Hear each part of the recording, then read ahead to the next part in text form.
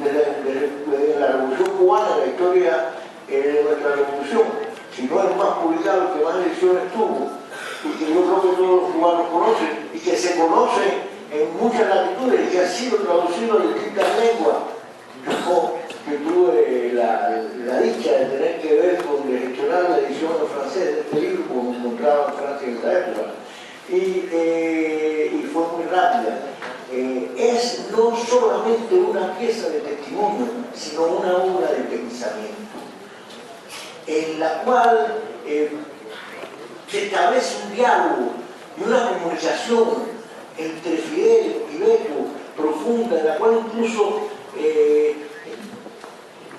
Fidel llega a plantear una visión, evidentemente logra extraer en la palabra de Fidel algunas de las cosas que más profundamente tenía en mente en cuanto a la discriminación religiosa, en la necesidad de su superación para lograr un socialismo total, completo, ideal, vamos a decir, para realizar la utopía por la que él ha venido luchando, y porque la que nuestra revolución también ha venido luchando por realizar la utopía del bien común. Y tiene mucho que ver también, yo pienso, en los pasos siguientes en que fue produciéndose una comunicación más completa entre la visión de la espiritualidad religiosa en conexión con un proyecto político cubano. Yo creo que es una obra que tuvo un significado, tiene un significado fundamental para los cubanos. Después se ha publicado la obra del artista, se ha publicado y se ha circulado mucho, y más recientemente también un hombre llamado Jesús. Beto tiene todavía un hombre joven. Para mí todos los que son más jóvenes que yo son jóvenes. Beto es un hombre joven, tiene un largo camino, estamos seguros que nos dará todavía una obra copiosa y su compañía física y espiritual. No sigo, simplemente le paso la palabra a Beto, que es a quien le toca ahora.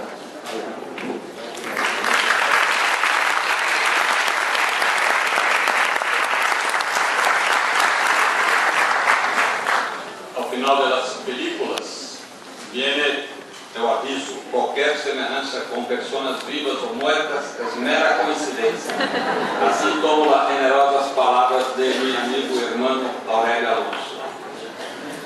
Quero agradecer aqui a presença de mi querido maestro y amigo Armando Hart, que ya me avisó que va a tener que retirarse durante mi intervención, portanto no es un gesto de protesta, porque tem outros trabalhos. A presença de Abel Preto, que ha sido durante muitos anos ministro de Cultura, também um fraternal amigo, e também outro que é Fidelito, Fidel Castro Usbaiá, que está aqui e Luísa, que é a esposa de Hart, por quem tenho um carinho especial, e a todos vocês. Devo dizer que para manter o equilíbrio martiano em este país, que é governado por um partido comunista, meteram nesta sala esta manhã 3 cristianos, Esquivel, Ultar e John. E aí se mantém o equilíbrio.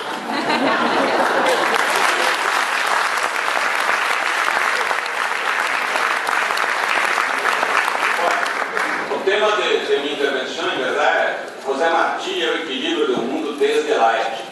E vou ter que ler, não me gusta falar de improviso, pero dizer não, aí uma coisa da Unesco, tu vai receber um prêmio, onde eu vou ler aqui em mi espanguês, na mescla de espanhol com português.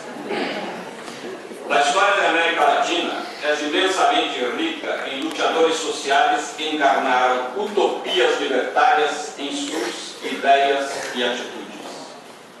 Sin embargo, são escassos os que, se por milagro, se levantarão de suas tumbas, se encontrariam com que se han realizado em prática seus sonhos e projetos.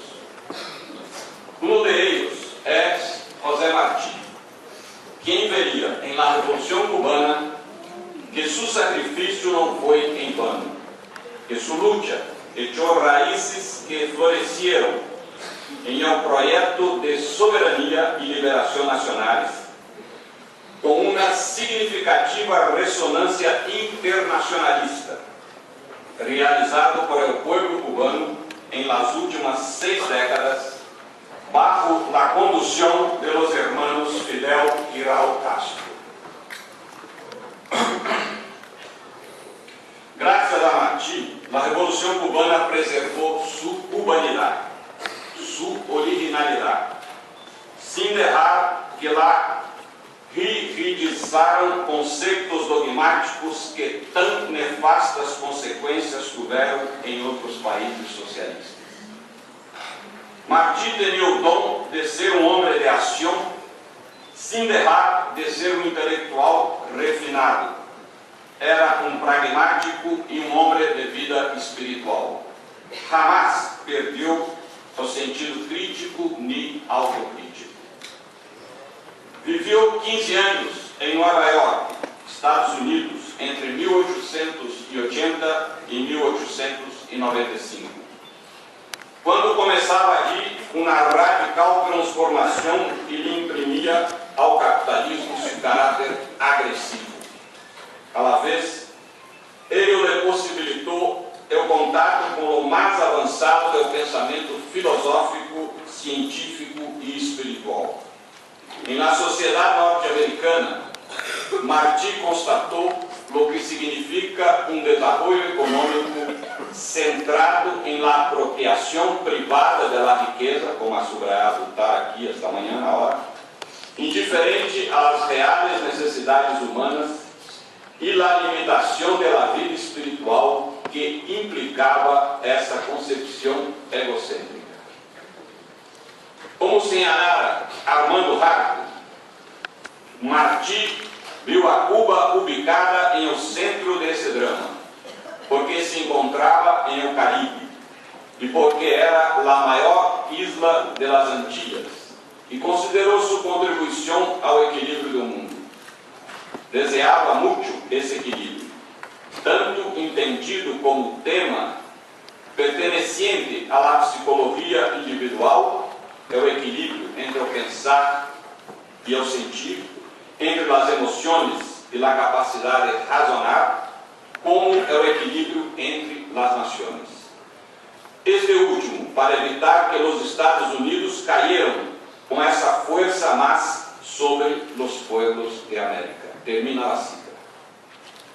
O papel de Cuba em o equilíbrio de América Latina e o Caribe tem antecedentes em homens de cultura de todo o ciclo que precedeu ao nascimento de José Martí. Influídos por el enciclopedismo e as ideias avançadas que se iam produzindo em Europa, portadores de um profundo sentido espiritual e orgulhosos de sua condição de isleños de Cuba, é o bispo Espada, é o padre Félix Varela, José de la Luz e Caballero, pensaram os problemas principais de seu tempo e intuíram um destino próprio para seu país.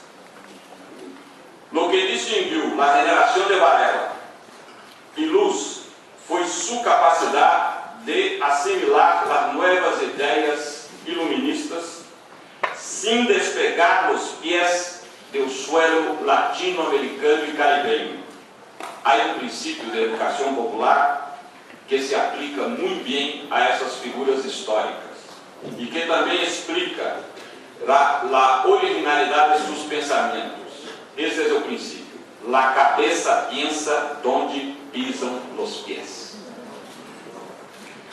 Em las ruedas do ideário que los movia estavam o sofrimento de los pueblos indígenas, de los esclavos, la hazaña colonialista, la lucha pionera de mi confrade Fray Bartolomeu de las Casas, los princípios cristianos de la sacralidade radical de cada ser humano, considerado hijo amado de Deus, com independência de sua classe, etnia ou atividade social.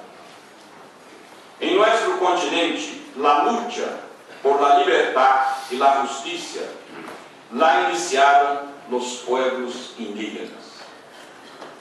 Millones de sus miembros fueron encarcelados, sometidos a suplício, quemados vivos, decapitados e descuartizados. Tupac Amaru clamou, cita, nos oprimem em Obrajes, Chorrillos e Cañaverales, cocales, minas e cárceles em nossos pueblos. Termina a cita. Atuey, líder indígena de Cuba, foi queimado em la hoguera. Consta que quando lhe perguntaram se queria aceitar a religião de seus verdugos espanhóis, para assim poder garantizar um lugar no céu, perguntou se ao morrer, ele também iria ao céu. Quando lhe responderam que sim, Atuey disse que não queria estar com eles em o paraíso. Já bastava o sofrimento da vida.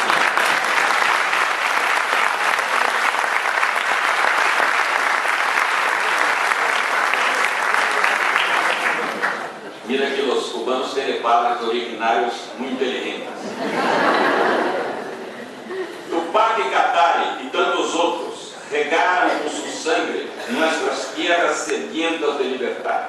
Também mulheres indígenas, como Bartolina Sisa e Micaela Bastidas, lutaram e morreram em defesa dos direitos de seus pueblos.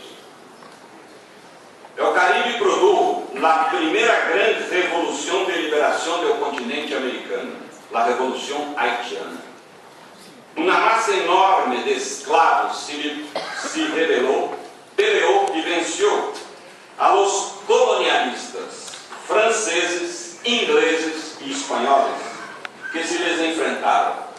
Eles foram os primeiros em abolir a esclavitud em América e criaram o primeiro estado de América Latina. Martí foi o maior de los hijos de las generaciones que hicieron a independência de Cuba e criaram os cubanos e la identidade nacional. Foi o mais grande de seus pensadores, o homem de ação que organizou a grande revolução popular e é o apóstolo que simbolizou em si o sacrifício de todos e lançou o projeto de liberação nacional e de uma segunda independência da América Latina, que devia ser uma contribuição imensa ao futuro equilíbrio do mundo. Todos esses antecedentes explicam a Revolução Cubana e o hecho de que seja um fator destacado hoje em o equilíbrio da América Latina. Antes da vitória de los rebeldes de Sierra Maestra, nosso continente era uma zona de ocupação e extorsão, explotação e submissão de nossos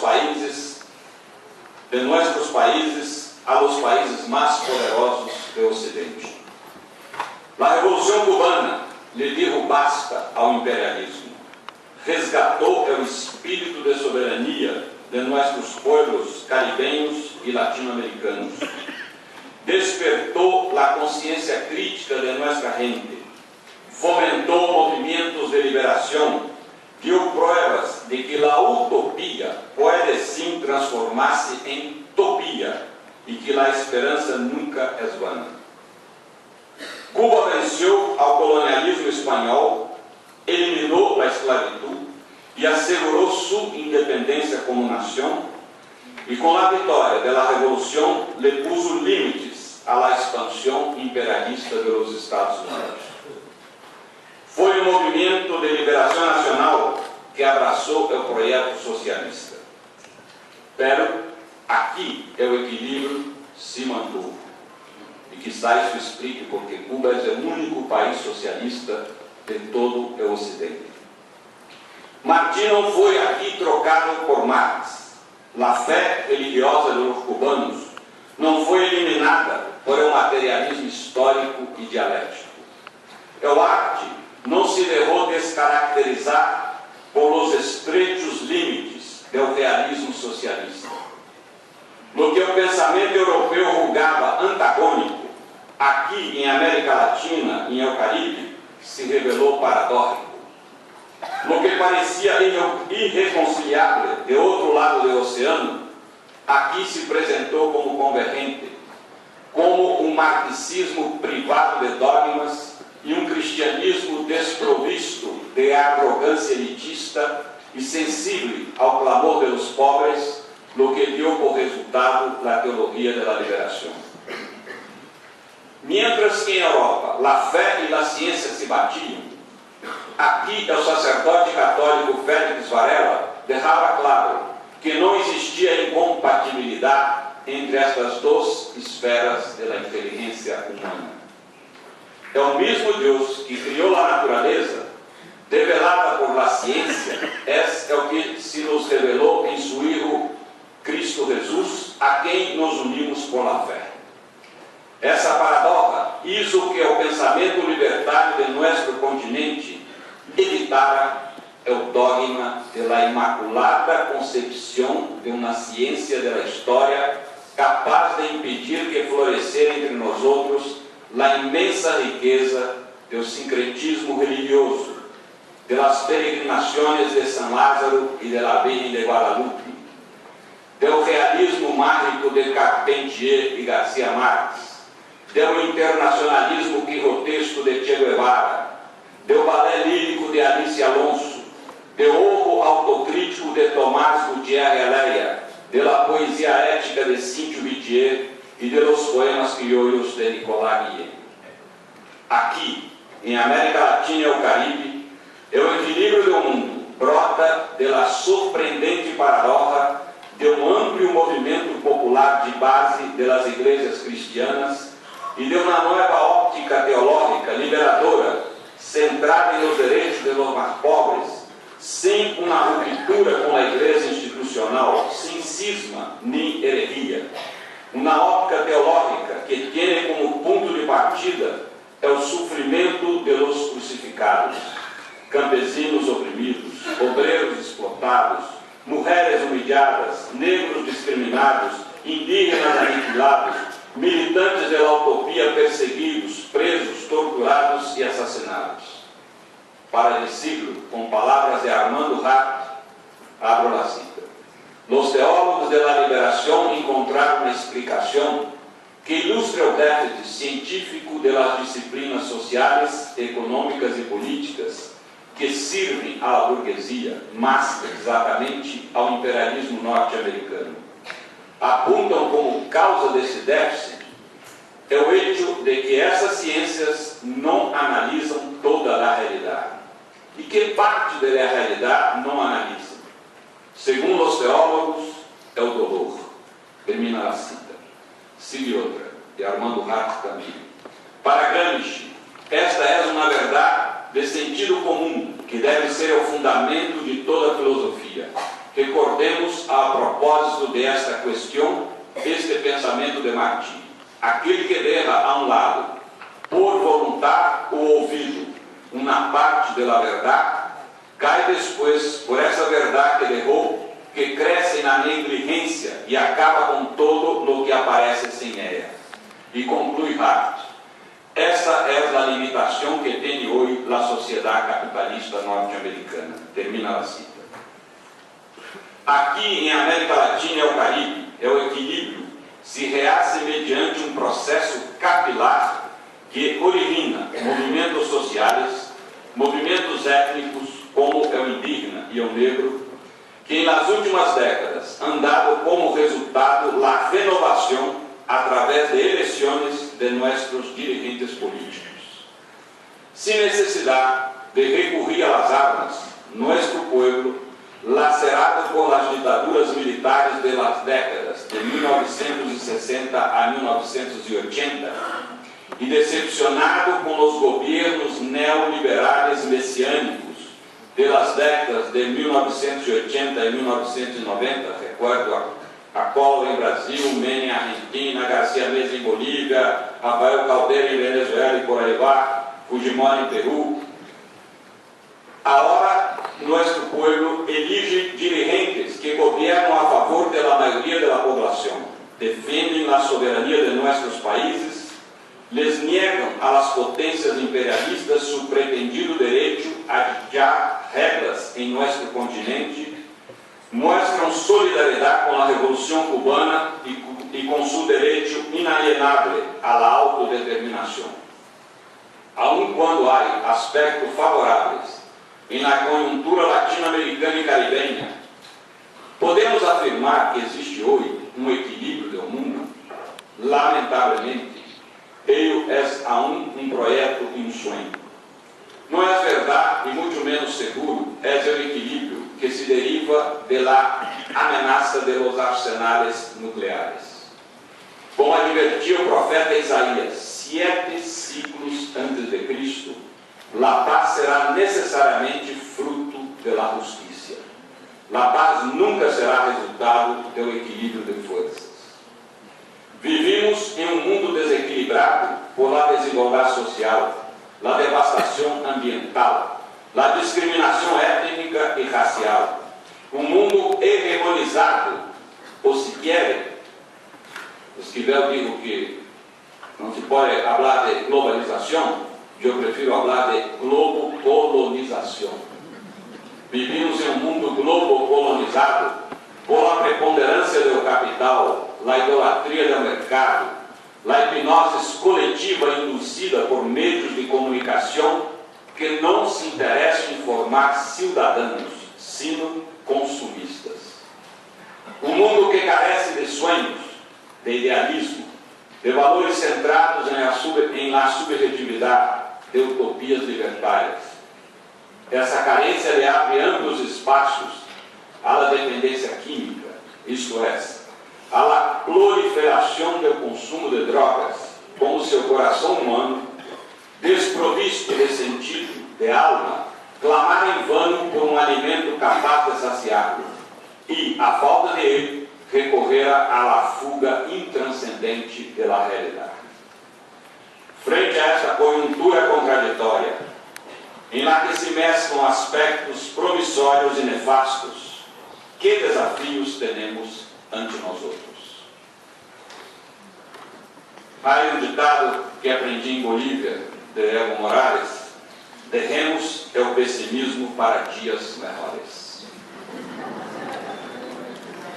Cuba, asfixiada por el bloqueio imposto pelos Estados Unidos, enfrenta o desafio de melhorar o socialismo com a mobilização de todo o seu povo para torná-lo mais participativo, mais ético, mais produtivo e mais equitativo. Seguindo o exemplo de los 5 heróis cubanos que padecem justamente nas cárceles dos Estados Unidos, cada cidadão cubano está chamado a dar prova de que prevalecem as convicções por cima de los interesses pecuniários.